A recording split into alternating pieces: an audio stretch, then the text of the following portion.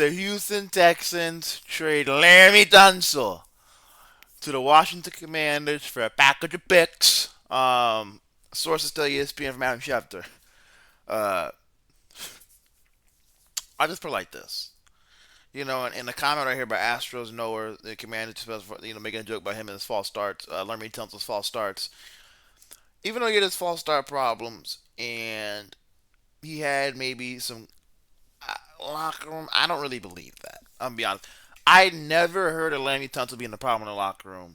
I never heard of him being a problem off the field or on the field. I never seen him do anything on the field like slant. Like I never seen it. I don't believe that. I just it almost reminds me of the Luka Doncic situation where it's like, yeah, you're talking bad about a player now that he's gone, and I mean, I don't know if I really buy into a locker room problem. I never heard anything, so that's from my perspective.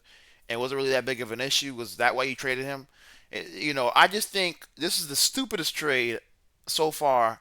The text that I've made, and when CJ Stroud requests a trade, you'll know why. Because you don't trade away a five-time Pro Bowler. You don't do it. This guy's a franchise left tackle through and through.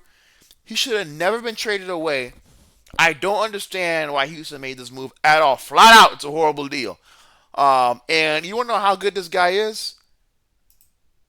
Micah Parsons a WTF because now Micah Parsons has to go against him two times a year, right? And he knows how good this dude is. So Houston is, oh, well, we want to protect CJ Stroud, but we're going to trade away his franchise left tackle. That's the stupidest thing on earth. That don't make no sense. So how you want to protect CJ Stroud, but then you trade away the left tackle for some draft capital? It don't make any sense. So instead of doing what the Commanders are doing and protecting their young franchise quarterback, the Texans are doing the opposite. So when CJ Stroud gets a trade, you'll know why. And don't forget, I'm not even gonna get to the stuff, but he was a Seahawks fan growing up. I'm gonna say I'm a Seahawks fan, so I would love it. But that's all I'm gonna say. It's flat out what it is.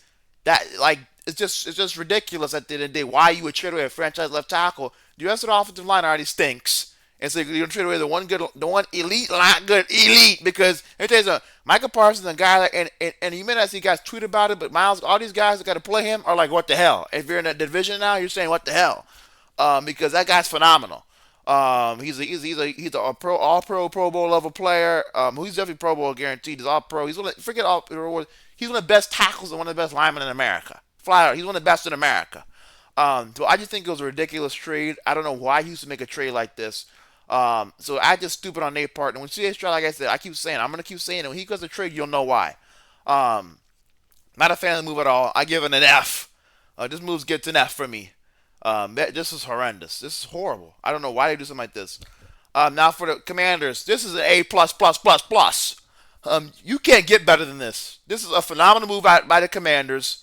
Going to protect this guy's going to be your franchise tackle for the next 3 to 4 years. And I just think that this is the best thing you could do is upgrade the offensive line. When you got to play Micah Parsons twice a year, when you got to play Philadelphia Eagles defensive line twice a year, you want to have when you got to play Brian Burns twice a year on the Giants, and all these guys, all these rushers around the league, you want to be able to go into that game knowing you have a stalwart on. You have stalwarts on the offensive line. I think it's a phenomenal move, and to protect Jaden Daniels' blind side, I think is an A plus plus plus plus for me for the Commanders. And they're doing phenomenal. Getting Debo Samuel, getting Marshawn Lattimore, getting Larry Tunsil. They drafted really well last year. I expect to do the same this year and have a really good, phenomenal draft. Commanders organization has been rebuilt from the top to bottom. Only thing I need from the Commanders now is to change their name from the Commanders to the Redskins. Let's just be real. We all want them to be named the Redskins. Nobody has a problem with it. My thing is, the people who got a problem with it don't even watch football. So, I mean, like that. Like, let's just be real now. You don't even watch football. You got a problem with the Redskins. Get the hell out of here. Okay, change the name to the Redskins, and I think the Commanders will be fully rebuilt. I mean, that's the only thing they're missing now. They got ownership. They got the team. They just need to change the name to the Redskins. Let's do it. Other than that, I guess A plus plus plus plus. For me, for the Commanders, I don't think they could have done any better than what they're just doing here. And Commanders are going to be a team to be dealt with in the future because they're making some phenomenal moves right now. Oh, like, comment, subscribe, and I'll see you in the next one.